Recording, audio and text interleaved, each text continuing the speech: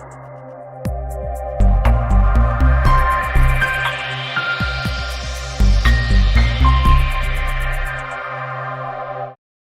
Guys what's up.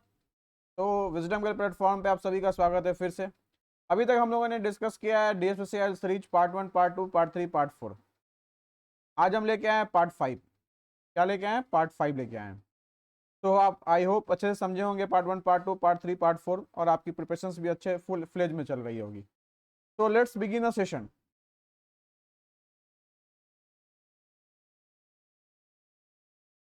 तो ये देखिए आपका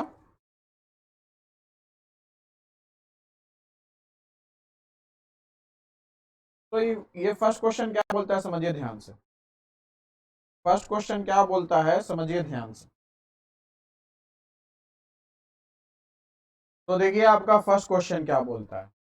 ये बोलता है सॉइल साइंटिस्ट। क्या भैया? सॉइल का साइंटिस्ट है। क्या है? सॉइल का scientist collects unsaturated 200 centimetre cube water sample. Unsaturated 200 centimetre cube water sample of soil जिसका वेट है 220 ग्राम। और अगर dried wait of the soil हमारा 180 ग्राम है तो आपको निकालना है वाटर कंटेंट। क्या निकालना है? Water content. तो वाटर कंटेंट जो होता है वो क्या होता है? Weight of water upon weight of solids. तो हम अगर वेट ऑफ वाटर पे काम करेंगे, वेट ऑफ सॉलिड्स पे काम करेंगे, क्या दिया हुआ इससे कोई मतलब नहीं है। तो अब हम क्या करते हैं, एक फेज डायग्राम बनाते हैं।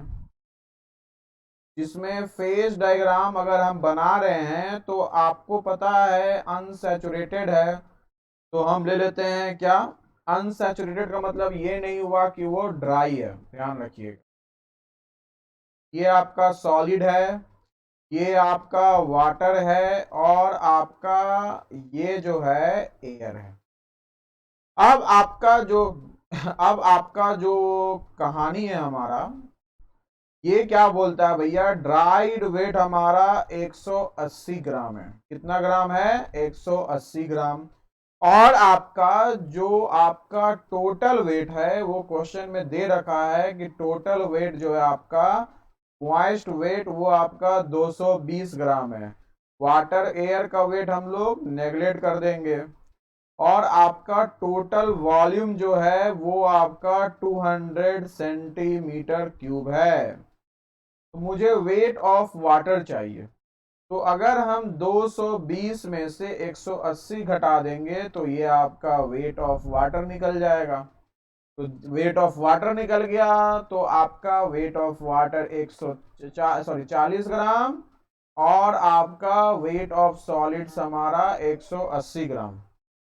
वेट ऑफ वाटर हमारा 180 ग्राम। तो अब आपका ये आपका कितना आ गया? ये आपका आ गया 0.222। आंसर क्या हो गया? Option A.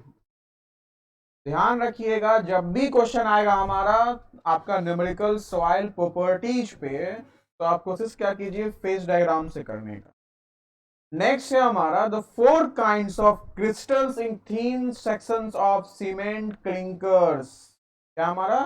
Cement clinker. समझिएगा ये क्या बोल रहा है हमारा।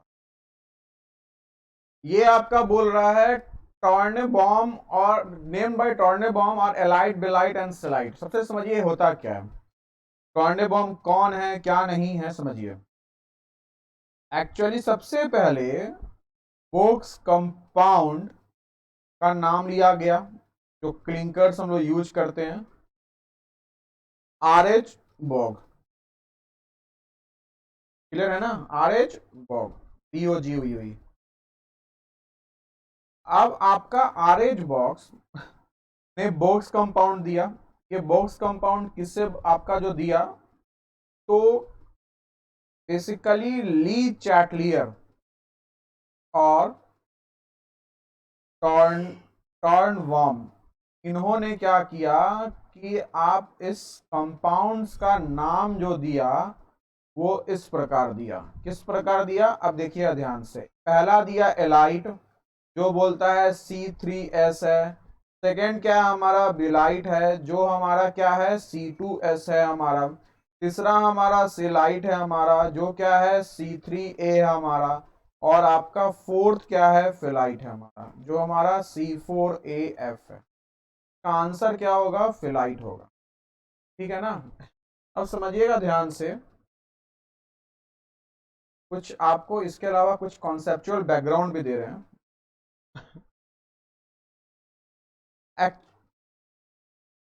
एक्चुअली आपका जो हमारा प्रिंसिपल जो हमारा प्रिंसिपल कंपाउंड्स प्रेजेंट होता है पोर्टलैंड सीमेंट्स पे, principal compounds in Portland cement, principal compounds in Portland cement, ये आपका जो फॉर्मूला हम यूज करेंगे यहाँ, ये यूज, ठीक है ना। और आपका इसका नेम क्या है हमारा, और सिंबल क्या है। बेसिकली हम लोग 4 यूज करते हैं, जैसा आप जानते होंगे कि फर्स्ट क्या है हमारा, ट्राई कैल्शियम सिलिकेट है। क्या है हमारा, try calcium try calcium silicate है। क्या हमारा, ट्राई कैल्शियम सिलिकेट है हमारा। और ये क्या होता है, 3CaOSiO2 होता है। इसको नाम क्या दिया गया है, एलाइड दिया गया है। सिंबल क्या है, C3S है हमारा। सेकेंड क्या है हमारा, डाई कैल्शियम सिलिकेट। सेकेंड क्या है हमारा, die calcium silicate. Die calcium silicate जो हमारा वो क्या है, 2CaOSiO2 है हमारा। इसका नाम क्या दिया गया है, बिलाइट दिया गया, बेलिट दिया गया हमारा। इसका एग्जाम क्या है हमारा, सिंबल C2S है। थर्ड क्या है हमारा, थर्ड हमारा जो है ट्राई कैल्शियम एल्यूमिनेट है। ट्राई कैल्शियम एल्यूमिनेट है। ये 3CaOAl2O3 है हमारा, सिलाइट बोलते हैं इसको। और इसका सिंबल है C3A। फोर्थ हमारा क्या है, टेट्रा कैल्शियम एल्यूमिनोफेराइट। टेट्रा कैल्शियम एल्यूमिनोफेराइट का जो आपका सिंबल है 4CaOAl2O3 Fe2O3 है हमारा। इसको बोलते हैं हम लोग फेलाइट बोलते हैं हम लोग। और इसका C4AF क्या है हमारा, इसका सिंबल है। C4AF क्या हमारा, इसका सिंबल है। अब आपको मैं इसमें एक और एक्स्ट्रा चीज बता रहा हूँ। क्या बता रहा हूँ, आप देखिएगा ध्यान से। इसमें आपका जो भी हमारा चारों है, हमारा क्लिंकर हमारा कंपाउंड जो फॉर्म कर रहा है हमारा, इसका जो आपका क्या प्रॉपर्टीज है, क्या हमारा इसका क्या प्रॉपर्टीज है, ये भी पूछता हूँ ऑब्जेक्टिव में। इसको भी मैं यहाँ बता दे रहा हूँ, थोड़ा सा जानकारी रख लीजिए। फर्स्ट हमारा क्या है, C3S। क्या बोलते हैं इसको, एलाइड बोलते हैं। अब आपका प्रिंसिपल कंपाउंड है, एक तरह से ये जो है हमारा बेस्ट सीमेंटिंग मटेरियल। क्या हमारा, बेस्ट सीमेंटिंग मटेरियल है हमारा, बेस्ट सीमेंटिंग मटेरियल है। सेकेंड जो है हमारा ये वेल बर्न सीमेंट है हमारा, वेल बर्न सीमेंट है हमारा। और थर्ड आपका क्या है हमारा, कि आपका यहां 20 से 50%, 20 to 40%, ध्यान रखिएगा। नॉर्मली हम लोग लेते हैं 40%, ठीक है ना। तो आपका नॉर्मली जो है हमारा ये 40% ऑफ सीमेंट कंटेंट कैरी करता है, 40% ऑफ सीमेंट। नेक्स्ट हमारा क्या है, कि आपका ये क्लिंगर्स को इजिली ग्राइंड करता है। सो renders the cement easier to grind, renders the cement easier to grind, renders the cement easier to grind। Next क्या है हमारा, ये increase the resistance to freezing and thawing, increase the resistance to freezing and thawing, इस बात का भी ध्यान रखिएगा। नेक्स्ट क्या बोलता है, hydrates rapidly and hence we can say that it generates high heat, hydrates rapidly generating high heat, it hydrates rapidly generating high heat। उसके बाद ये साथ साथ क्या करता है, डेवलप करता है अर्ली स्ट्रेंथ और hardness, develops an early strength as well as hardness, strength and hardness. Clear है ना। नेक्स्ट क्या है हमारा कि अगर आपका C3S कंटेंट, ध्यान रखिएगा, अगर परमिसिबल वैल्यू से ज्यादा होगा, ठीक है ना, परमिसिबल वैल्यू से क्या होगा हमारा, ज्यादा होगा, तो वो क्या करेगा, हीट ऑफ हाइड्रेशन को बढ़ा देता है। क्या करता है हमारा, हीट ऑफ हाइड्रेशन को बढ़ा देता है। Increase the heat of hydration, क्या करता है, हीट ऑफ हाइड्रेशन क्या करता है हमारा, वो बढ़ा देता है। साथ साथ solubility of cement in water को भी बढ़ा देता है। Solubility of cement in water को भी क्या करता है, वो बढ़ा देता है। अब आपका ध्यान रखिएगा, जो हाइड्रोलाइसिस ऑफ C3S होता है हमारा, क्या होता है हमारा, हाइड्रोलाइसिस ऑफ C3S होता है हमारा, वही रिस्पॉन्सिबल होता है 7 डेज स्ट्रेंथ के लिए। तो we can say that the hydrolysis of, आपका जो हाइड्रोलाइसिस ऑफ C3S, अब आप C3S जो हमारा हाइड्रोलाइसिस होता है C3S का, वही क्या होता है 7 डेज स्ट्रेंथ देता है और हार्डनेस देता है। और ऐसा क्यों देता है, क्योंकि जो रेट ऑफ हाइड्रोलाइसिस होता है हमारा, रेट ऑफ हाइड्रोलाइसिस होता है हमारा सीमेंट का, वो डिपेंड करता है करेक्टरिस्टिक्स, एक तरह से स्ट्रेंथ क्यों ज्यादा होता है, क्योंकि rate of hydrolysis of CS3S ज्यादा है हमारा, और जो सीमेंटिंग प्रॉपर्टी डिपेंड करता है CSH जेल फॉर्मेशन पे। तो C3S का क्या होता है हमारा कि शुरू में देखो, C3S हाइड्रेशन होने पे कैल्शियम हाइड्रोक्साइड ज्यादा देता है, जो हमारा क्या है, हमारा अनडिजायरेबल प्रोडक्ट है। लेकिन इसका जो CSH जेल है हमारा, वो क्या हमारा, वो आपका क्या है हमारा, वो आपका कम फॉर्मेशन है एज कंपेयर टू C2S। लेकिन अर्ली स्ट्रेंथ के लिए C3S रिस्पॉन्सिबल है। C2S का हमारा स्ट्रेंथ कंट्रीब्यूशन लगभग स्टार्ट होता है हमारा 1 साल के बाद, जो बाद में चल के मोर और लेस C3S के बराबर हो जाता है। तो we can say that hydrolysis of C3S is, hydrolysis of C3S is responsible for 7 days strength, 7 days strength and hardness, and hardness. अब ध्यान रखिएगा, जो मैं बता रहा हूं आपका कि रेट ऑफ हाइड्रोलाइसिस, जो आपका rate of hydrolysis of cement होता है हमारा, ठीक है ना, और plus character of CSH gel, character of CSH gel, यही हमारा रिस्पॉन्सिबल है किसके लिए हमारा, यही हमारा रिस्पॉन्सिबल है स्ट्रेंथ और हार्डनेस के लिए, स्ट्रेंथ और हार्डनेस। चलो मैं ही लिख दे रहा हूं। साथ साथ आपका जो यहाँ हीट ऑफ हाइड्रेशन होता है हमारा, वो अप्रोक्स क्या फॉर्म करता है हमारा, वो अप्रोक्स होता है 500 जूल पर ग्राम, 500 जूल पर ग्राम। तो अब हम आते हैं C2S पे, इस पे आते हैं हम लोग, अब आते हैं हम लोग C2S पे। क्लियर है ना। तो ध्यान रखिएगा, चलिए तो आइए हम लोग देखते हैं अब C2S, ठीक है ना। हम लोग क्या बोलेंगे, लाइट बोलेंगे। तो आपका जो C2S होता है हमारा, ये क्या होता है हमारा, 25 to 40%, क्या होता है हमारा, 25 to 40% होता है हमारा, 25 to 40%। नॉर्मली कितना लेते हैं हम लोग, 32% लेते हैं। नॉर्मली कितना लेते हैं, नॉर्मली लेते हैं हम लोग 32% ऑफ सीमेंट, 32% ऑफ सीमेंट। अब इस बात का ध्यान रखिएगा, ये हाइड्रेट्स करता है, it hydrates and hardens, hydrates and hardens slowly. ये हाइड्रेट्स और हार्ड होता है हमारा स्लोली, और आपका ज्यादा समय लेता है, क्या लेता है हमारा, ज्यादा समय लेता है, in order to add the contribution to the strength of the cement, in order to add to the contribution to the strength of the cement, ठीक है ना, in order to add to the contribution to the strength of the cement. So we can say that it takes slowly, it takes slowly contribution to the strength of the cement, takes time, लिख दो, takes time to add to the, to add to the strength, add to the strength, ठीक है ना, greater than equal to 1 year.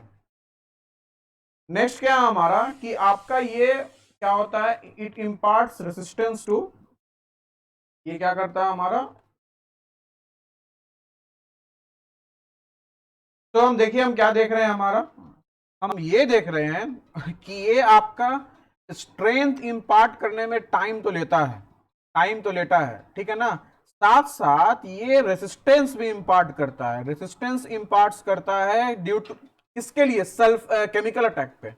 It imparts resistance to chemical attack, it imparts resistance to chemical attack।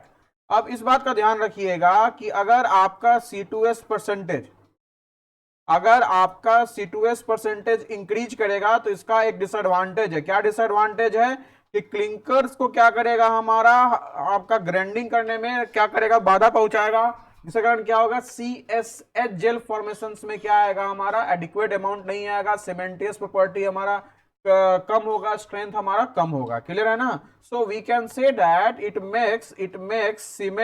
Makes clinkers harder to it makes clinkers harder to it makes clinkers harder to grind, ठीक है ना। साथ साथ क्या होता है हमारा, साथ साथ क्या होता है हमारा, we can say that it if C2S increases it makes clinkers harder to grind, ठीक है ना। और आपका जो साथ साथ क्या है हमारा, कि आपका जो ये क्या करता है हमारा, अर्ली स्ट्रेंथ को भी रिड्यूस कर देता है, reduces early strength, reduces early strength, ठीक है ना। नेक्स्ट क्या है हमारा आपका, ये आपका रेसिस्टेंस टू फ्रीजिंग और थॉइंग एट अर्ली स्टेज को क्या करता है, C2S कंसंट्रेशन बढ़ाने से वो घट जाता है। क्लियर है ना। So if C2S increases, C2S concentration increases, then it also decreases, it also decreases resistance to, it also decreases resistance to freezing, freezing and thawing at early stage, and thawing at early stage, thawing at early stage। अब आपका इस बात का ध्यान रखिएगा कि आपका C2S increase होने से आपका क्या होगा, रेट ऑफ हाइड्रेशन भी घट जाएगा, डिक्रीज रेट ऑफ हाइड्रेशन, ठीक है ना। अब आपका एक और है हमारा कि जो C2S होता है हमारा, उसका जो आपका हाइड्रोलाइसिस का रेट होता है हमारा, वो आपका स्लोली प्रोसीड करता है। Rate of hydrolysis slowly proceeds, क्या होता है हमारा, स्लोली प्रोसीड्स करता है रेट ऑफ हाइड्रोलाइसिस। क्लियर है ना। आप इस बात का ध्यान रखिएगा कि यही आपका अगर लेस देन 1 मंथ है तो आपका C2S का लिटिल इंफ्लुएंस होता है आपका स्ट्रेंथ और हार्डनेस पे। लेस देन 1 मंथ होगा तो C2S का क्या होगा हमारा, लिटिल इंफ्लुएंस होगा, has little influence on strength and hardness, strength and hardness. Clear है ना। अब इस बात का ध्यान रखोगे, इस बात का, अगर यही ग्रेटर देन 1 ईयर होगा हमारा तो आपका क्या होगा हमारा, its contribution to the strength and hardness क्या हो जाएगा आपका, प्रोपोर्शनेटली इक्वल टू C2S हो जाएगा। तो its contribution to strength and hardness क्या हो जाएगा हमारा, क्या हो जाएगा हमारा, अप्रोक्सीमेटली क्या हो जाएगा, C3S के बराबर हो जाएगा। उसके बाद आपका यहाँ जो हीट ऑफ हाइड्रेशन होता है हमारा, जो आपका हीट ऑफ हाइड्रेशन होता है हमारा, वो 260 जूल पर ग्राम होता है। क्या होता है हमारा, 260 जूल पर ग्राम होता है। अब हम लोग आते हैं किस पे, C3A पे आते हैं। देखिए देखिए जो C3A होता है हमारा, क्या होता है हमारा, C3A। अब C3A हमारा, इसका जो परसेंटेज होता है हमारा, वो लगभग 5 से 11% होता है। नॉर्मली क्या बोलते हैं हम लोग, नॉर्मली बोलते हैं 10 to 5% of cement, 10 to 5% of cement बोलते हैं हम लोग। क्लियर है ना। तो we can say that normally 10 to 5 नहीं, 10.5%, सॉरी 10.5% ऑफ। नेक्स्ट ध्यान रखिएगा, आपका सबसे रैपिड रेट से रिएक्ट करता है वाटर से तो वो C3A है, और सबसे ज्यादा हीट ऑफ हाइड्रेशन से ही देता है, रैपिडली रिएक्ट्स विथ वाटर, और ये CS से जेल फॉर्म नहीं करता, ध्यान रखिएगा, rapidly reacts with water. So we can say that it's responsible, it's responsible for flash set. Flash set के लिए रिस्पॉन्सिबल है, ध्यान रखिएगा, इंपॉर्टेंट ऑब्जेक्टिव के लिए यही पूछता है हमारा, ठीक है ना। क्या हमारा ये फ्लैश शेड के लिए रिस्पॉन्सिबल है हमारा, इनिशियल शेड के लिए रिस्पॉन्सिबल है हमारा, और आपका क्या हमारा हाई हीट के लिए रिस्पॉन्सिबल है। हाई हीट के लिए रिस्पॉन्सिबल है हमारा, हाई हीट ऑफ हाइड्रेशन के लिए रिस्पॉन्सिबल है हमारा, क्लियर है ना। और इसी फ्लैश शेड को हम लोग कंट्रोल करने के लिए, रेगुलेट करने के लिए क्या करते हैं, क्या करते हैं हम लोग, जिप्सम ऐड करते हैं। कैन बी रेगुलेटेड और कंट्रोल्ड बाय एडिंग जिप्सम, ठीक है ना। और आपका जिप्सम क्या करता है, फ्लैश शेड को प्रिवेंट करता है। तो जिप्सम कितना ऐड करते हैं, लगभग 2 से 3%। और कब ऐड करेंगे हम लोग, ग्राइंडिंग एक्शन समय ही ऐड करेंगे, at the time of grinding action, at the time of grinding action, at the time of grinding action, clear है ना। नेक्स्ट ध्यान रखिएगा, we can say that has greater tendency, has greater tendency, clear है हमारा क्या, volume change, has greater tendency to volume change, greater tendency to volume change, जिससे क्या होता है हमारा, क्रैक होता है। क्या होता है हमारा, क्रैक होता है। क्या होता है हमारा, क्रैक होता है। क्यों क्रैक होता है, क्योंकि यहाँ आपका क्या होता है हमारा, यहाँ हमारा क्यों क्रैक, तो क्या होता है हमारा यहाँ, यहाँ आपका क्या होता है हमारा, क्रैक हो जाता है। अगर हमारा, ध्यान रखिएगा, अगर हमारा C3A परसेंटेज बढ़ रहा है, अगर आप C3A परसेंटेज बढ़ा रहे हैं तो उसका क्या क्या इफेक्ट आएगा, पहला आपका क्या होगा, सेटिंग टाइम घट जाएगा। पहला क्या होगा आपका, सेटिंग टाइम घट जाएगा। और सेटिंग टाइम घटेगा तो आपका रेसिस्टेंस क्या हो जाएगा हमारा, सल्फेट अटैक पे उसको कम कर देगा। दैट मीन्स सल्फेट अटैक को रेसिस्ट नहीं कर पाएगा। सल्फेट अटैक मैंने पार्ट 1 सीरीज में बताया है, सल्फेट रेसिस्टिंग सीमेंट में कैसे सल्फेट अटैक को होता है और कैसे रोकता है।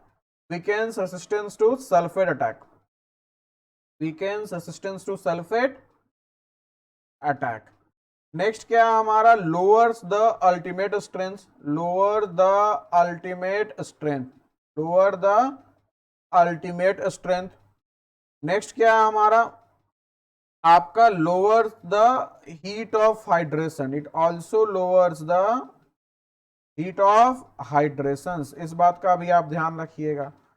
और आपका क्या करता है हमारा, ये आपका कम कर देता है कॉन्ट्रैक्शन, लोअर्स कॉन्ट्रैक्शन। और कब करता है हमारा, during air hardening, during air hardening, इस बात का ध्यान रखिएगा, ड्यूरिंग एयर हार्डनिंग।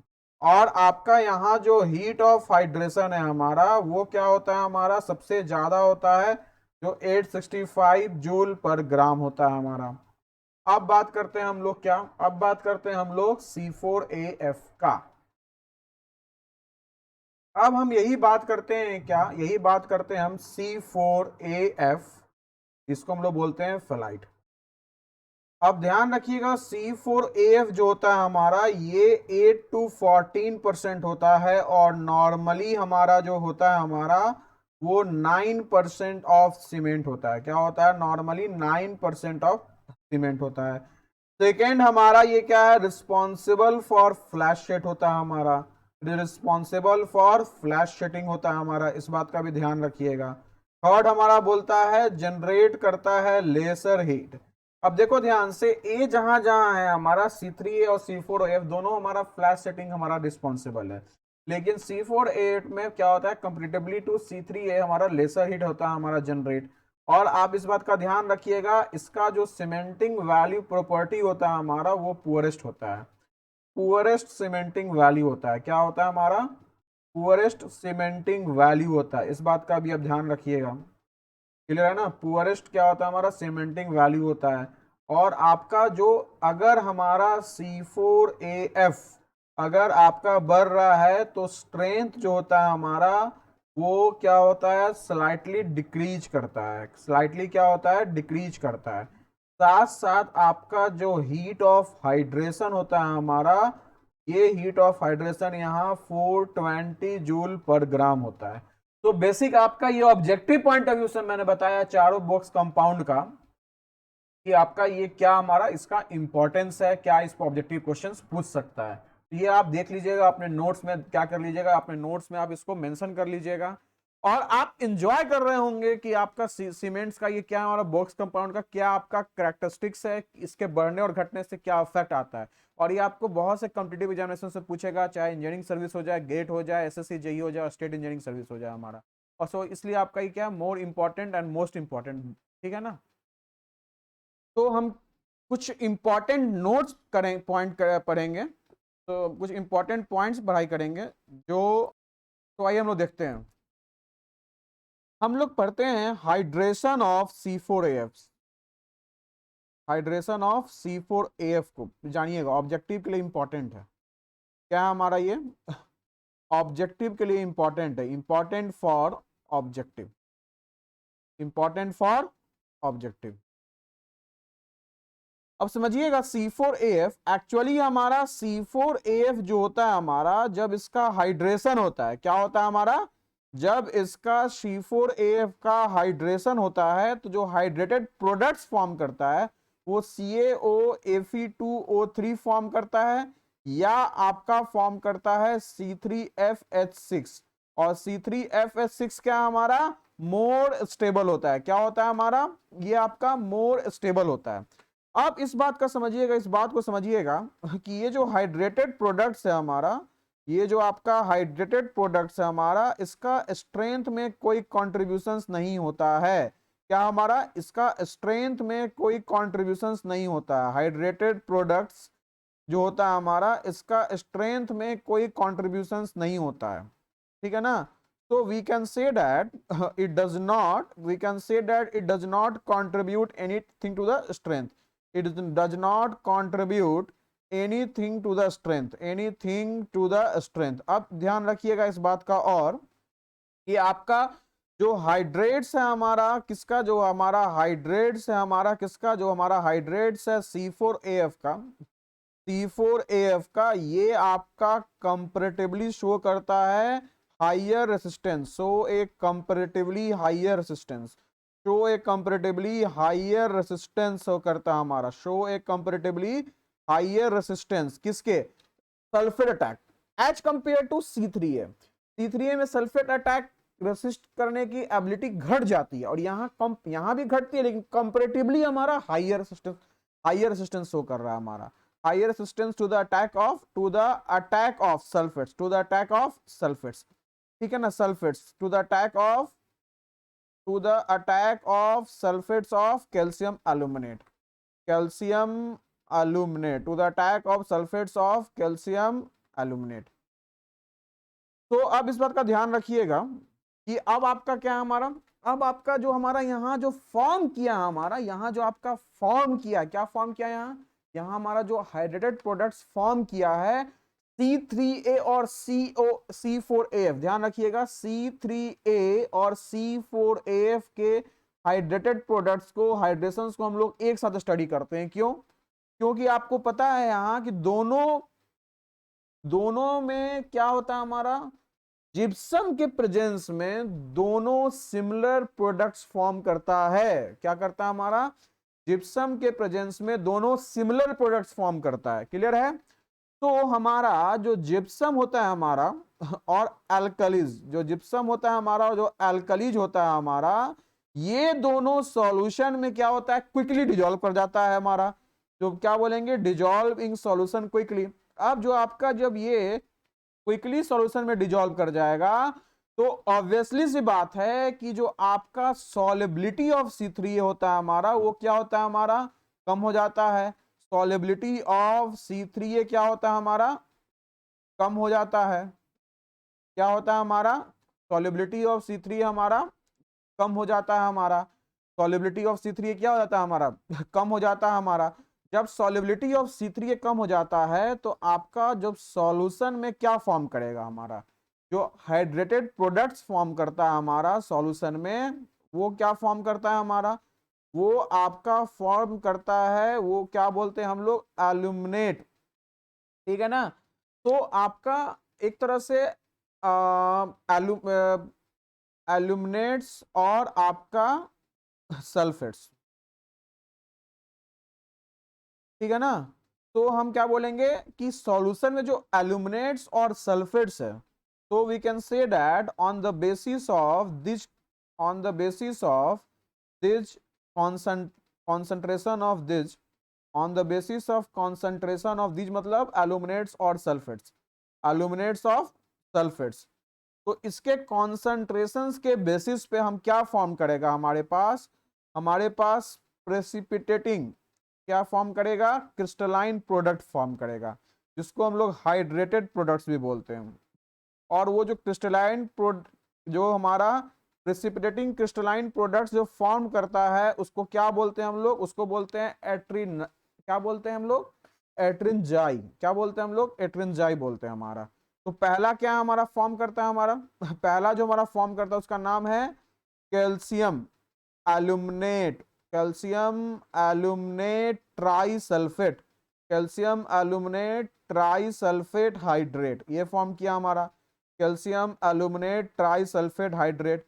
और सेकेंड क्या फॉर्म किया, calcium aluminate, aluminate calcium aluminate monosulphate, क्या फॉर्म किया, कैल्शियम एल्यूमिनेट मोनोसल्फेट फॉर्म किया। अब ध्यान रखिएगा, जो कैल्शियम ट्राइसल्फेट है, इसको क्या बोलते हैं हम लोग, C6AS3H32, और इसको हम लोग बोलते हैं C4ASH18 बोलते हैं। तो ये जो हमारा है इसको बोलते हैं एट्रिनजाई, जो आपका पढ़ते होंगे आप लोग कॉलेज में, एट्रिनजाई। तो एट्रिनजाई हमारा क्या होता है, ये कलरलेस होता है, कलरलेस टू येलो होता है हमारा, और आपका पार्शियल हाइड्रेशन होगा, अगर हमारा एक तरह से हाइड्रेटेड प्रोडक्ट है हमारा, पार्शियल हाइड्रेशन पे क्या हो जाता है हमारा, व्हाइट हो जाता है, क्या हो जाता है हमारा, व्हाइट हो जाता है।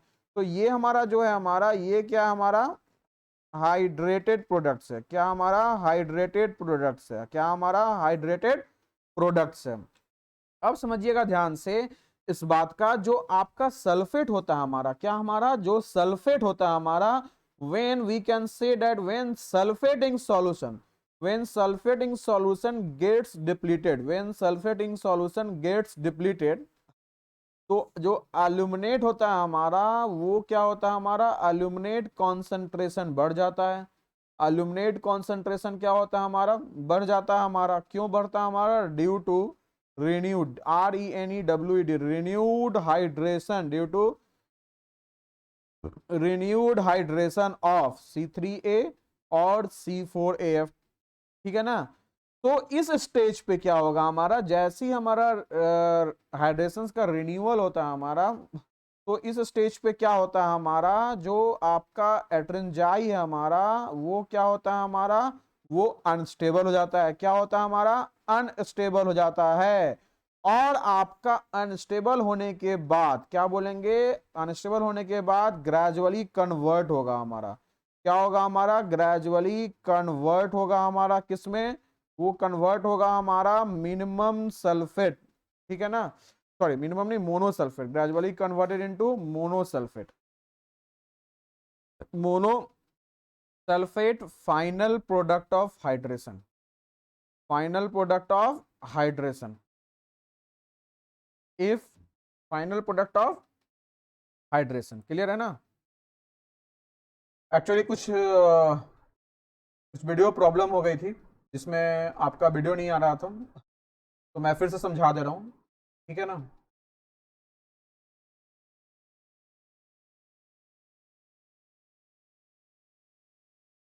ध्यान रखिएगा, ये बोल रहा है हमारा हाइड्रेशन ऑफ C4AF जो है हमारा, ये क्या बोल रहा है हमारा,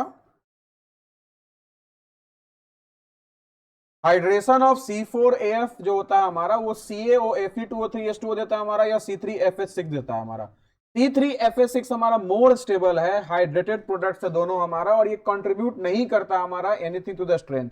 और हाइड्रेट जो होता है C4AF का हमारा, वो कंपैरेटिवली हायर रेजिस्टेंस देता है to the attack of sulphates of calcium and aluminate. तो हमारा जैसे ही जिप्सम और अल्काली हमारा डिजॉल्व करेंगे सॉल्यूशंस में क्विकली, सॉल्यूशंस में क्विकली डिजॉल्व हो जाता है। अब जिप्सम और अल्काली के क्विकली डिजॉल्व होने के कारण जो सॉल्युबिलिटी होता है C3A का वो घट जाता है, सॉल्युबिलिटी ऑफ C3A क्या होता है, घट जाता है। तो आपका जो सल्फेट्स और एल्यूमिनेट्स है सॉल्यूशंस में, उसके कॉन्सेंट्रेशन के बेसिस पे जो हमें हाइड्रेटेड प्रोडक्ट्स मिल रहा है उसका नाम है कैल्शियम एल्यूमिनेट ट्राइसल्फेट हाइड्रेट। क्या नाम है, कैल्शियम एल्यूमिनेट ट्राइसल्फेट हाइड्रेट्स और कैल्शियम एल्यूमिनेट मोनोसल्फेट्स। तो जो कैल्शियम एल्यूमिनेट ट्राइसल्फेट्स हाइड्रेट्स है उसको बोलते हैं एट्रिंजाई। क्या बोलते हैं, एट्रिंजाई, जो कलरलेस टू येलो होता है और उसका पार्शियल हाइड्रेशन पे वो व्हाइट फॉर्म हो जाता है हमारा। तो जब सल्फेटिंग सॉल्यूशंस हमारा घटते जाएगा तो आपका जो एल्यूमिनेट कॉन्सेंट्रेशन है वो बढ़ते जाएगा, क्योंकि आपका वहां रिन्यूड हाइड्रेशन होगा C3 और C4AF का। तो इस स्टेज पे क्या हो जाएगा, एट्रिंजाई हमारा अनस्टेबल हो जाएगा और ग्रेजुअली किस में कन्वर्ट होगा, monosulphate final product of hydration में कन्वर्ट होगा। क्लियर है, क्या होगा हमारा, मोनोसल्फेट ऑफ हाइड्रेशन में कन्वर्ट होगा। of Portland cements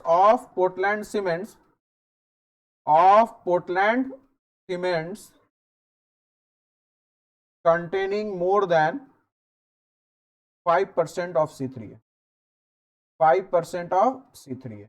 तो मैं एक आपका गेट अभ्यास सीरीज में आप देखिएगा, आपके पास एक वीडियो आएगा उसमें जिसमें हम हाइड्रेशन ऑफ सीमेंट्स पे डिस्कस कर रहे हैं। तो वहां से आपको और अच्छे से समझ में आएगा कि हाइड्रेशन ऑफ सीमेंट्स क्या होता है, कैसा होता है और क्या होता है हमारा, क्यों होता है, कैसे होता है हमारा, उसके क्या बेनिफिट्स, उसका क्या एडवांटेज है, क्या डिसएडवांटेज है, क्या फैक्टर्स रिस्पॉन्सिबल है। चलिए हम लोग करते हैं नेक्स्ट क्वेश्चन। नेक्स्ट क्वेश्चन क्या बोलता है हमारा, in the given image read the observations carefully which were taken during the testing of a dumpy level. To what reading should the line of collimation be adjusted when the instrument was at Q? When the instrument was at Q. अब आपका दिया हुआ है, तो सबसे पहले समझते हैं कि मान लीजिए आपका इंस्ट्रूमेंट P पे है हमारा और आपका लाइन ऑफ कॉलिमेशन में कोई एरर नहीं है, ठीक है। तो आपका जो ये Q है और आपका ये क्या हमारा P है, ठीक है ना। तो आपका P पे जो रीडिंग है हमारा 1.543 और 2.123, तो ये हमारा 1.543 और ये हमारा 2.123। तो ये जो डिफरेंस होगा हमारा, ये जो आपका डिफरेंस होगा हमारा, ये डिफरेंस क्या आएगा हमारा P और Q में, P और Q में डिफरेंस क्या आएगा हमारा, ये आएगा 0.58, मतलब 2.123 माइनस 1.543 हमने कर दिया, ठीक है ना। अब आपका इंस्ट्रूमेंट कहाँ है हमारा, Q पे है। इंस्ट्रूमेंट कहाँ है हमारा, Q पे है।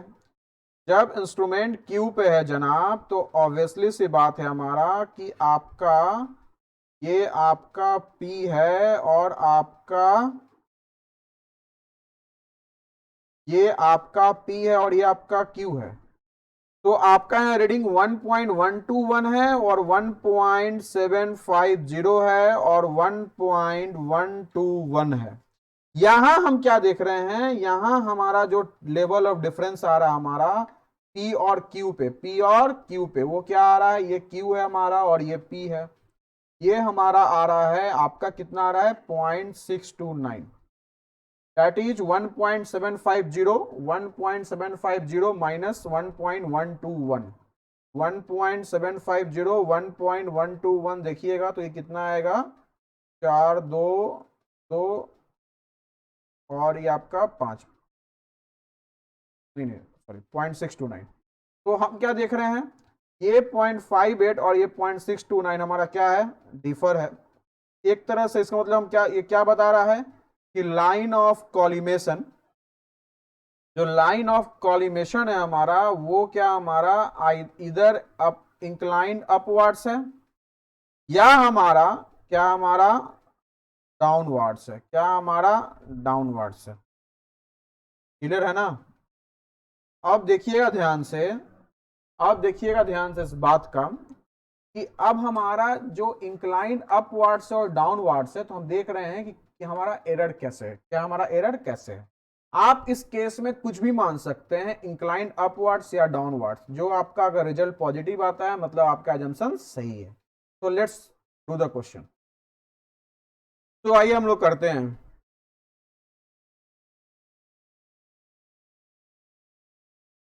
तो मान लीजिए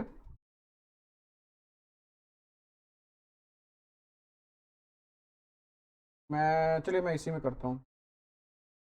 मान लीजिए आपका इंक्लाइंड अपवर्ड्स है, इंक्लाइंड अपवर्ड्स है, ठीक है ना, पी और क्यू।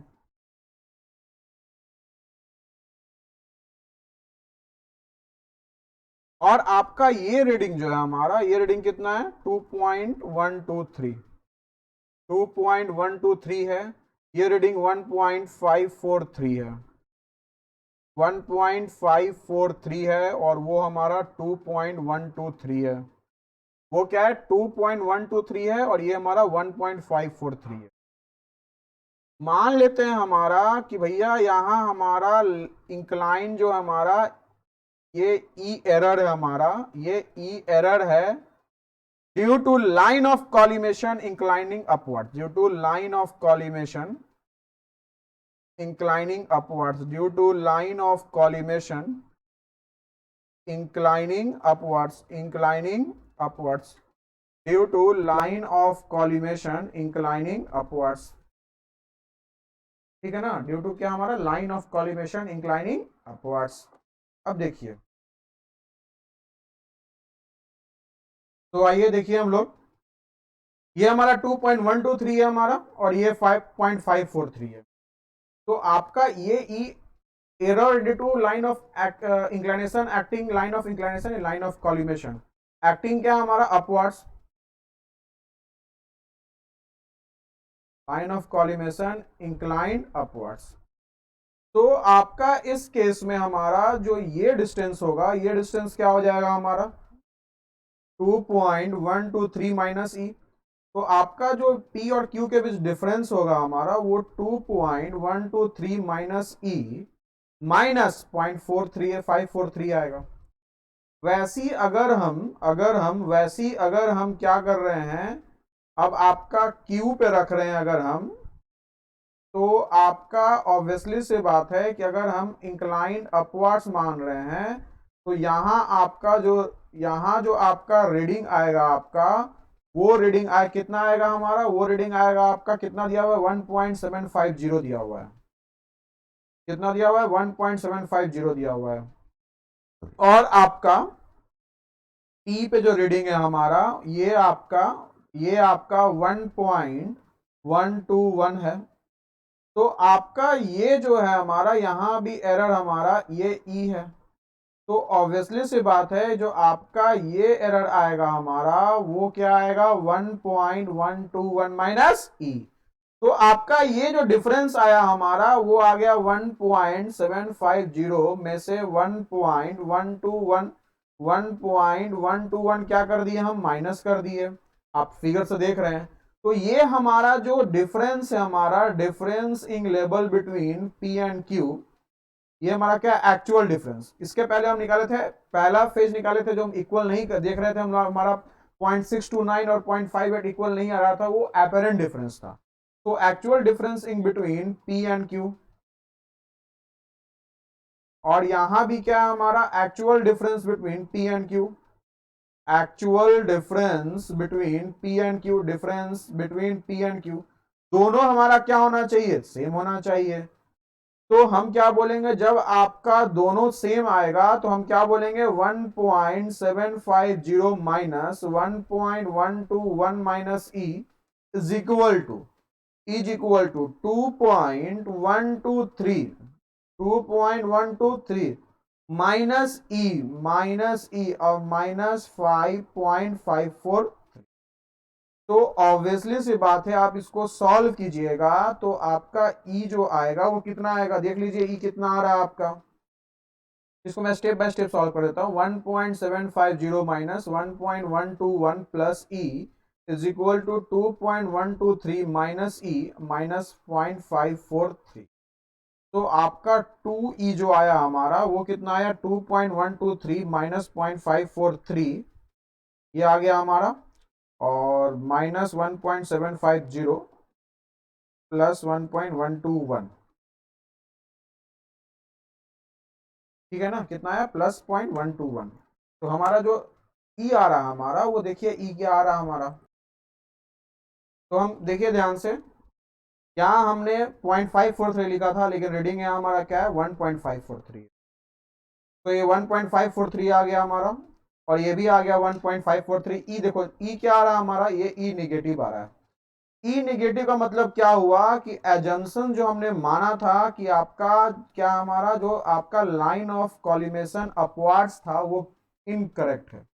मतलब कहने का कि आपका अगर क्यू के पास स्टेशन, अगर यहाँ सॉरी यहाँ अगर हमारा क्यू के पास अगर हम रख रहे हैं, तो आपका जो लाइन ऑफ कॉलिमेशन है वो आपका क्या है हमारा, वो आपका डाउनवर्ड्स है। और ये एरर जो है हमारा, ये एरर कितना है हमारा, 0.0245, 0.0245। और आपका ये रीडिंग जो आ रहा है हमारा, ये रीडिंग आ रहा है, ये आपका रीडिंग आ रहा है कितना, 1.121, 1.121 आ रहा है, 1.121 आ रहा है। तो आपका इंस्ट्रूमेंट जैसे ही आपका क्यू के पास है, तो आपका जो करेक्ट रीडिंग आएगा आपका पी पे, वो क्या आएगा आपका, अगर आप एरर लाइन ऑफ कॉलिमेशन सुधारते हैं तो 1.121 प्लस 0.0245, 1.121 और 0.0245 हमारा कितना आ रहा है, 1.1455 मीटर आ रहा है। इसका मतलब इसका आंसर जो है हमारा, वो क्या आंसर ए है, 1.146 मीटर। राउंडिंग कर दिया है, क्लियर है ना। तो आपका क्या हमारा, ये हमारा इस तरह से ऐसे क्वेश्चंस की जाती है, किसका, लाइन ऑफ कॉलिमेशंस, जहां हमारा एरर आता है, एपरेंट डिफरेंस, ट्रू डिफरेंस, हमारा जहां एरर आता है। तो आप रिड्यूस लेवलिंग पे भी कर सकते थे हम, जो आपका हाइट और डिफरेंस जो होता है हमारा, जो हम निकालते हैं sum of the difference, average of the sum of the difference of the readings, उससे निकाल सकते हैं हम लोग। लेकिन हम जब भी आपको एक सजेशन देंगे, जब भी क्वेश्चन करते हैं आप किसका, आप करते हैं सर्वेइंग का, तो कोशिश कीजिए कि आप सर्वेइंग का क्वेश्चन करते समय आप क्या करें, आप फिगर बना के करें, ताकि आपके माइंड में पिक्चर क्लियर रहे। अब देखिए ये जो क्वेश्चन है हमारा, इस क्वेश्चन के बाद हम लोग ने ऑलरेडी इसके कॉन्सेप्ट्स को डिस्कस किया है, DFCCIL पार्ट 4 सीरीज, वहां हमने क्या किया, इसको डिस्कस किया है, ठीक है ना। तो आप एक्चुअली जानते हैं कि आपका जब आपका स्पील नहीं होगा, जब आपका बोल रहा है हमारा क्या, एक ओपन सिलिंड्रिकल टैंक है, 2 मीटर डाया, क्या है बाबू, 2 मीटर डाया है हमारा, और 4 मीटर हाइट है हमारा, और आपका जो वर्टिकल एक्सिस है हमारा, ये ओमेगा से रोटेट हो रहा है हमारा। तो बोल रहा है can be attend without spilling any water, can be attend without spilling any water. जब भी बोलेंगे कि आपका नो वाटर इज स्पिल्ड, इसका मतलब क्या हुआ, इसका मतलब ये हुआ कि आपका जो राइजिंग वाटर होगा हमारा, वही हमारा क्या होगा, फॉलिंग वाटर होगा हमारा, और ब्रीम तक हमारा वाटर राइज करेगा। तो जब ब्रीम तक राइज करेगा, तो आपका जो ये डिस्टेंस है हमारा, आपका ये वाटर लेवल है, वाटर लेवल हमारा 1.5 मीटर हमारा क्या हो रहा है, हमारा हाइट है। तो आपका 2 और ये 2.5, ये आपका 2.5 मीटर, ठीक है ना। तो आपका ये 2.5 मीटर जो होता है हमारा, ये क्या होता है हमारा, आपका ऊपर जाएगा। जब ये 2.5 मीटर ऊपर जाएगा, तो ऑब्वियसली से बात है कि भैया 2.5 मीटर सेंटर पे नीचे भी जाएगा, मतलब आपका इस पोजीशन में वाटर रहेगा। तो अगर हम बात करते हैं, अगर हम बात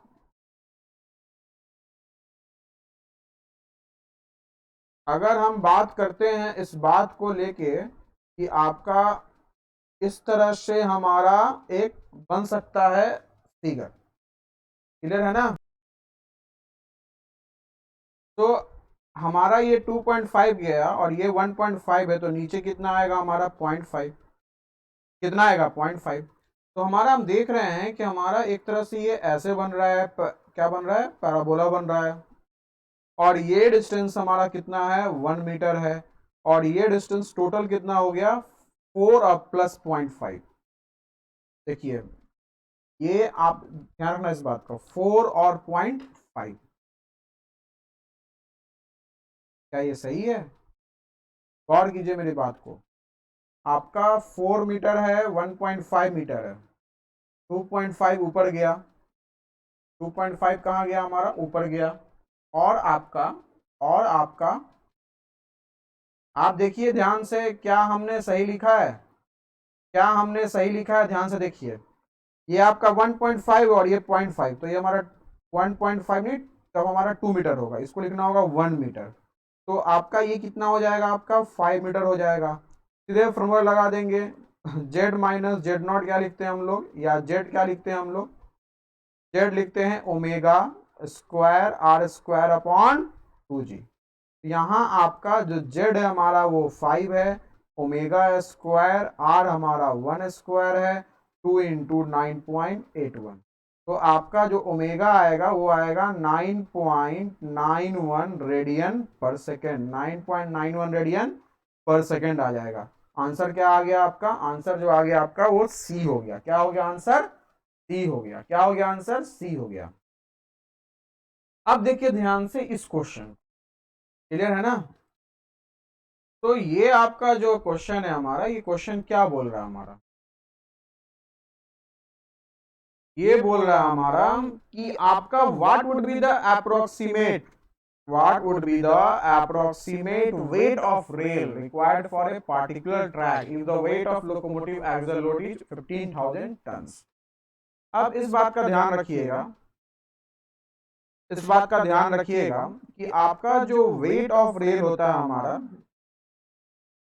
वेट ऑफ रेल होता है हमारा, और इसका सेक्शन, और इसका सेक्शन वो डिपेंड करता है किस पे, वो डिपेंड करता है आपका various considerations, depends upon various considerations. Clear है ना? तो आपका जो हेवीएस्ट लोड होगा हमारा, क्या होगा हमारा, जो आपका हेवीएस्ट लोड होता है हमारा, the heaviest load that the rail has to carry, उसी को कंसीडर करते हैं हम लोग, रेल हैज टू कैरी, उसी को क्या करते हैं हम लोग, कंसीडर करते हैं। क्लियर है ना? has to carry, plays the important role, plays the important role। Clear है ना? plays the important role। Clear है? अब देखो ध्यान से, अब देखो ध्यान से, एक हमारा थंब रूल है, क्या हमारा एक थंब रूल है, थंब रूल जो हमारा वो क्या बोलता है, ध्यान समझिए, थंब रूल जो हमारा वो क्या बोलता है, थंब रूल जो हमारा वो क्या बोलता है, समझिए ध्यान से, थंब रूल क्या बोलता है हमारा, थंब रूल, बहुत से बुक में 310 दिया रहता है, जो हमारा सॉरी 510 दिया रहता है, तो आप कंसीडर अब नहीं करेंगे। तो आपका जो मैक्सिमम, जो आपका मैक्सिमम एक्सल लोड है हमारा, वो हमारा 560 into sectional weight, sectional weight 560 into sectional weight of rail in lbs बोलेंगे, पर यार्ड, एलबीएस पर यार्ड बोलेंगे, या हम क्या बोलेंगे, पर यार्ड, और केजी पर मीटर बोलेंगे, या टन्स बोलेंगे। क्लियर है ना? ध्यान रखिए इस बात का, इस बात का ध्यान रखिएगा, बहुत सा बुक इस फैक्टर को 510 भी बोलता है। 510 जब भी ऐड लीजिएगा, उसमें क्या कीजिएगा, ऐड कीजिएगा आप 5 से 10% एक्स्ट्रा। क्यों? क्योंकि वियर और टीयर को क्या करेगा हमारा, वो क्या करेगा हमारा, वो अकाउंट करेगा, वियर एंड टीयर। क्लियर है ना?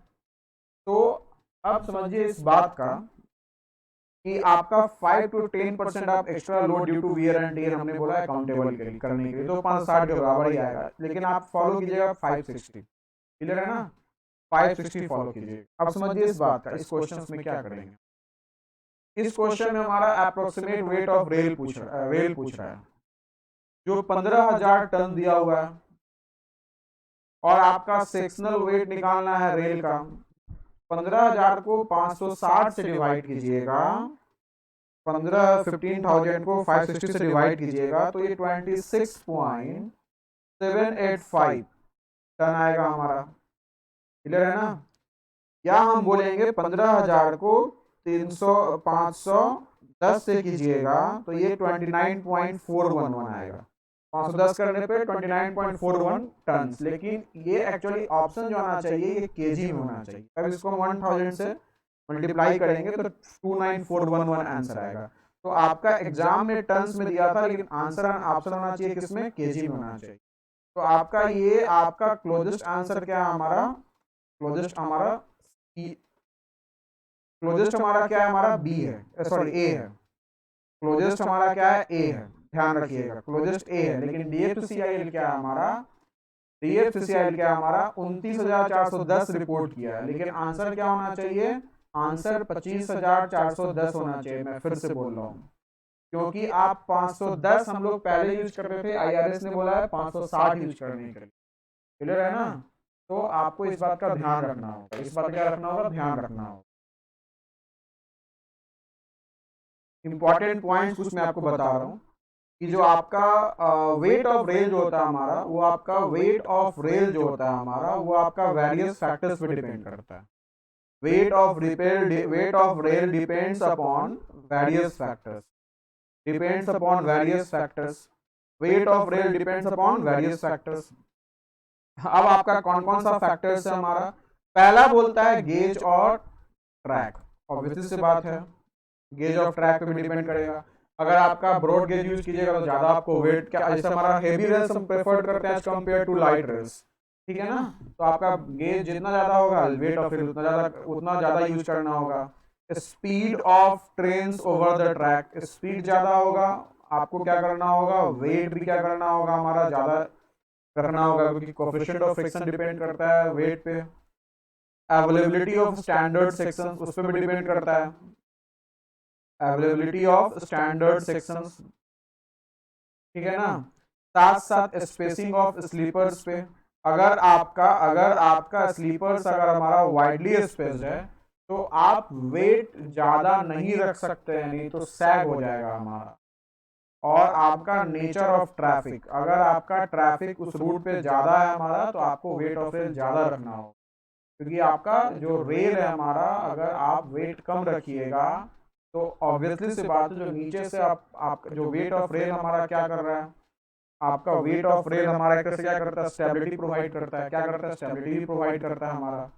तो आप जो हमने 510 बताया है, कोई बुक में 512.06 लेता है, 512.06। अमेरिका में वही चीज हम लोग लेते हैं, अमेरिका में लेते हैं 274.32। अमेरिका में क्या लेते हैं? 274.32 लेते हैं।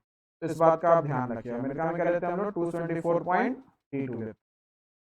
तो हमारा जो हेवियर रेल्स है हमारा, वो हम लोग क्या करते हैं? प्रेफर करते हैं कंपेयर टू लाइट रेल्स। क्यों करते हैं? पहला, कॉस्ट।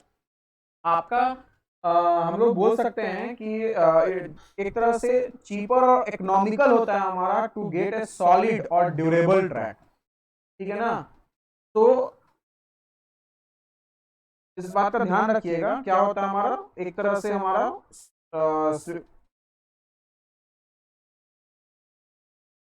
सुटेबल, और क्या होता है हमारा? सुटेबल और, हाँ देखिए ध्यान से, आपका क्या होता है हमारा? चीपर और इकोनॉमिकल होता है। चीपर और इकोनॉमिकल होता है हमारा, ठीक है ना? चीपर और इकोनॉमिकल होता है to get a more solid and durable track.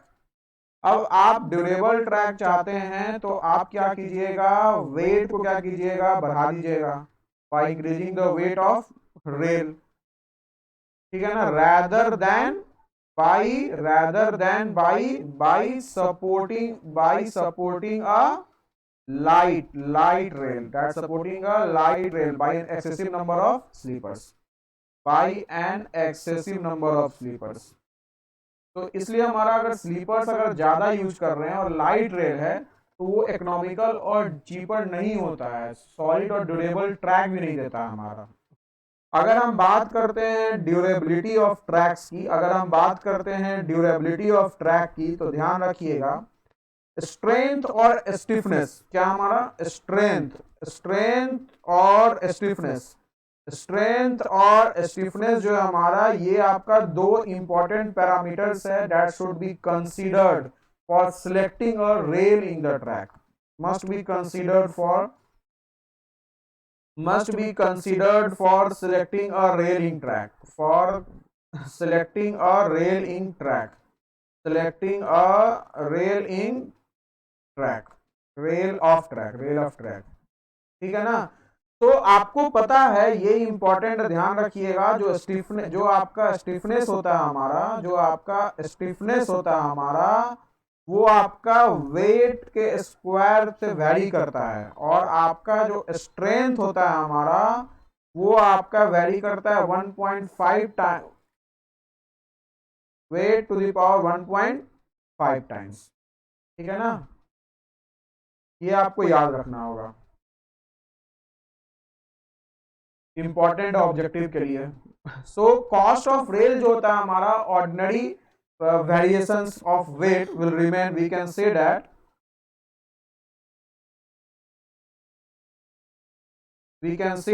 the cost of rail, the cost of rail for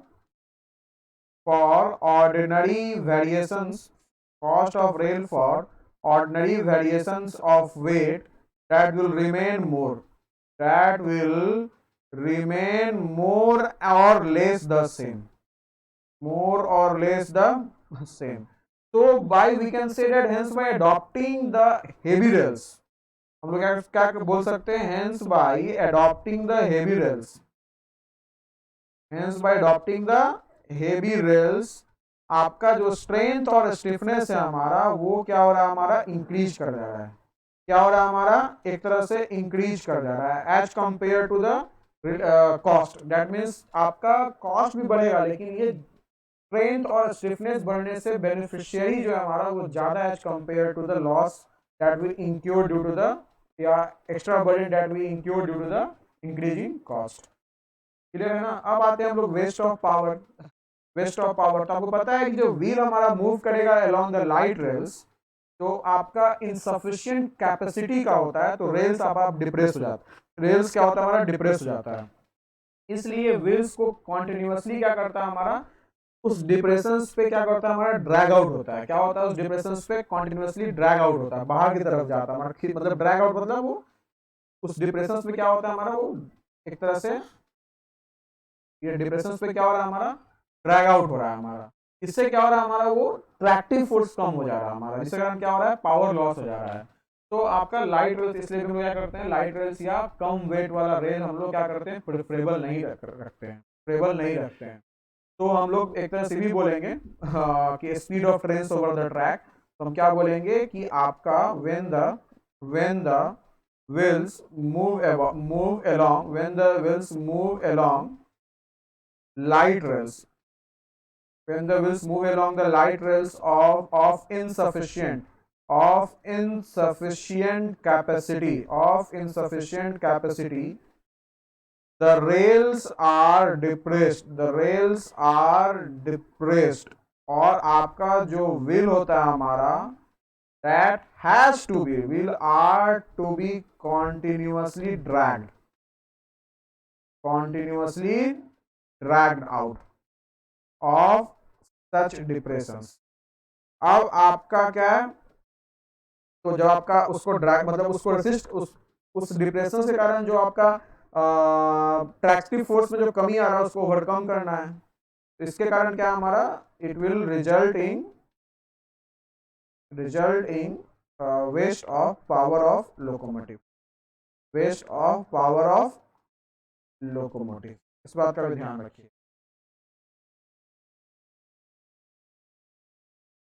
मैं आपको एक ऑब्जेक्टिव पॉइंट ऑफ व्यू से एक चीज बता रहा हूं, चलिए तो मैं एडिट कर रहा हूं, इस बात का ध्यान रखिएगा, जो आपका परमिसिबल वेरिएशंस होता है, जो आपका परमिसिबल वेरिएशंस होता है in the weight of the rail, wait of rail, वो आपका that should fall within the range of 0.50% below and 1.50% above the calculated weight, percent above the calculated weight। तो ये आपको क्या करना है, ऑब्जेक्टिव के लिए याद रखना है कि जो परमिसिबल वेरिएशंस होता है हमारा रेल वेट ऑफ रेल में, वो आपका जो आपका बिलो हमारा होना चाहिए 0.50% और आपका कैलकुलेटेड वेट से अबव मैक्सिमम होना चाहिए 1.50%, ज़्यादा नहीं होना चाहिए। क्लियर है ना। तो एक बात और ध्यान रखिएगा, जो परमिसिबल वेरिएशंस होता है डायमेंशंस ऑफ हेड, वेव और फ्लैंज में, the permissible variations in the dimensions of the permissible variations in the dimensions of the head, web and flange। ठीक है ना। ये क्या होता है हमारा, +0.80 mm होता है हमारा और -0.40 mm होता है। जैसा हमने बताया कि -0.50 mm होता है और +1.50 mm होता है हमारा वेट ऑफ द रेल में। तो ये आपका क्या है, इंपॉर्टेंट कुछ नोटेबल पॉइंट्स जो regarding the weight of the rail questions आ सकते हैं DFCCIL में। क्लियर है ना। अब आपसे एक हो सकता है आपसे एक और चीज पूछ दे, क्या पूछ दे आपसे कि आपका अगर 52 kg HSL अगर VI88 अगर आपका मार्किंग ऑफ रेल है, क्या हमारा मार्किंग ऑफ रेल है, तो इसमें बताइएगा कि ये क्या डिनोट कर रहा है। तो आपका एक तरह से मार्किंग ऑफ रेल कहाँ होता है, हमारा वेब पे होता है। ठीक है ना। तो आपका जब भी फेलियर रिपोर्ट लेना करना रहता है तो आपको क्या करना पड़ता है कि आपको इस मार्किंग को फेलियर रिपोर्ट में मेंशन करना पड़ता है। ठीक है ना, वेब पे होता है हमारा मार्किंग। तो ये क्या इंडिकेट करता है, ये क्या करता है कि 52 kg/मीटर रेल है और ये किससे बना हुआ है, ये आपका M से मीडियम और M से मैंगनीज स्टील का बना हुआ है। ठीक है ना, मैंगनीज स्टील का क्या हमारा बना हुआ है। साथ साथ आपका मैन्युफैक्चर्ड जो हुआ है हमारा, मैन्युफैक्चर्ड जो हुआ हमारा वो कौन किया, हमारा HSL, मतलब आपका हिंदुस्तान, कहीं कहीं टिस्को भी लिखा रहता है, हिंदुस्तान स्टील लिमिटेड और भिलाई। ठीक है ना। और 88 और VI है, मतलब जून मंथ 6 है ना, तो ये हमारा क्या होगा, VI मतलब 6 जून 1988। जो एरो साइन है हमारा, एरो साइन क्या इंडिकेट्स कर रहा है, ये एरो इंडिकेट्स ये एरो बता रहा है हमारा कि आपका डायरेक्शन ऑफ द टॉप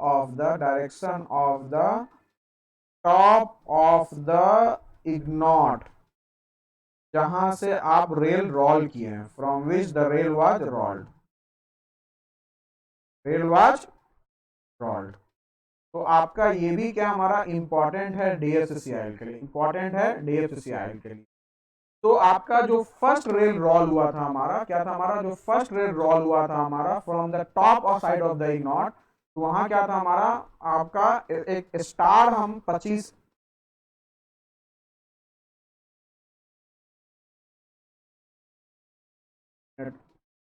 थोड़ा सा पेज पे लाएं। हाँ, एक स्टार हम 25 mm का क्या किए थे, रेल एंड के तरफ से हम लोग one side of the rail पे मार्क किए थे। तो पहला आपका first rail rolled on the top side of the, ध्यान रखिएगा, for the first rail rolled on the top side of the ignot, top side of the ignot, एक star of about, a star at about 25 mm from the rail and is marked on one side of the rail, on one side of the, ठीक है ना। तो वहां हम लोग आपका lower portion of the head में ध्यान रखिएगा, lower portion of the head में हम लोग क्या मार्क करते हैं, कास्ट नंबर, क्या मार्क करते हैं, कास्ट नंबर मार्क करते हैं, ठीक है ना। तो lower portion of the head at about 150 mm from each and, from each and, दोनों एंड से हमारा 150 mm के डिस्टेंस पे हमारा कास्ट नंबर मार्क रहता है। तो ये सब आपका ऑब्जेक्टिव प्ले क्या है, इंपॉर्टेंट, क्लियर है। Thank you. होप आप एंजॉय किए होंगे सेशन को। मैंने एज यूजुअल क्या किया है, जितने भी आपके क्वेश्चंस आ सकते हैं उस टॉपिक से रिलेटेड वो भी मैंने डिस्कस कर दिया है। आप इस वीडियो को देख के नोट मेक कर लीजिएगा, जिनको भी पीडीएफ चाहिए वो आप टेलीग्राम चैनल पे क्या कर सकते हैं, आप नॉक कर सकते हैं।